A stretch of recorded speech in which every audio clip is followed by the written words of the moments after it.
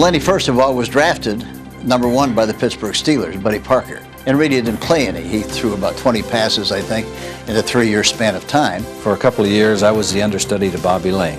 Now, if you want to learn the proper techniques of quarterbacking, the last guy you would go to would be Bobby Lane. So I developed some terrible habits. The accuracy, the touch, the release was no longer there. I didn't know it, but I had developed some real bad habits. Paul Brown had wanted me when I was in college at Purdue. And going over to Cleveland, my job was to back up Milt Plum. Paul Brown really wasn't looking for a quarterback because he was featuring the running game. And so I could see that I wasn't going to get an opportunity to play. And I hadn't signed the contract, and so he calls me, he says, well, you know, what are you going to do? You sign this contract or else. I mean, you had no choice in those days. And I said, I'd just soon get out of here. So Paul said, okay, fine, Leonard, I'll put you on waivers. He said, as a fellow coach, I want you to know that I don't think Lenny can play football in the National Football League. I said, well, I appreciate that very much, Paul, but I'm still going to take him. Hank Stram was utilizing the running game. He was utilizing the things that I did best. My ball handling was very good. With play-action passes really helped because of my ability to handle the football. I could throw on the move, both left and right. And so Hank started featuring that phase of the game. And my strong suit was accuracy. I could throw the ball accurately, and I could throw the ball accurately up to 50 yards. Lenny just was a great judgment thrower. He threw the ball with great, touch on it. Lenny would throw the ball maybe 10 yards ahead. I used to love to run under balls and catch the ball with reach. Lenny wasn't a bullet-type passer for 60, 70 yards. He threw a softball. A natural leader, a very, very deceptive leader in that he was quiet but very demanding. When he spoke, they listened because he was always under control.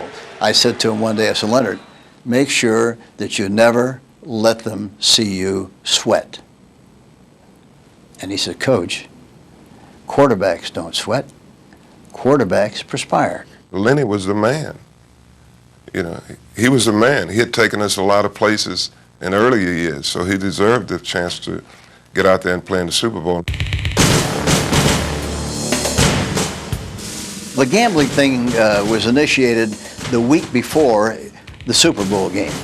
There's going to be a story out before the game about Lenny Dawson being involved in a gambling scandal. A gentleman by the name of Dawson in Detroit, Michigan, was raided, and in the process they found an address book and a phone book with a lot of phone numbers in it, one of which was Lenny Dawson's. And they were trying to determine what to do about this situation. And I can remember they're all sitting around. I said, why don't we tell them the truth? I do know this person. I spoke to him twice this year, once when I injured my knee, and he asked how I was doing. Secondly, when my father passed away, to offer his condolences. I haven't seen this guy in I don't know how long. I really don't know him. I don't associate with him. I didn't know anything about his business. I said, that's the truth. And so, oh, yeah, maybe we'll do that. I was enraged because of the obvious silliness of such a charge, because I knew Len Dawson very well, and there was no chance that he was going to be involved in, as they indicated, possibly throwing games.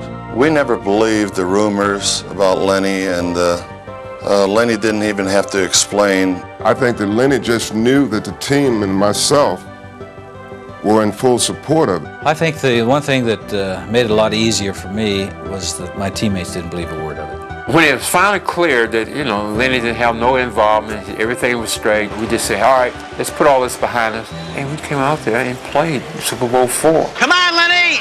Pump it in there, baby! Just keep matriculating the ball down the field, boys! You never knew that he had any kind of a problem during the course of the week. And I think that's why it has to be ranked as one of the great performances by a quarterback in the history of the National Football League because of what he had to go through the week of the game.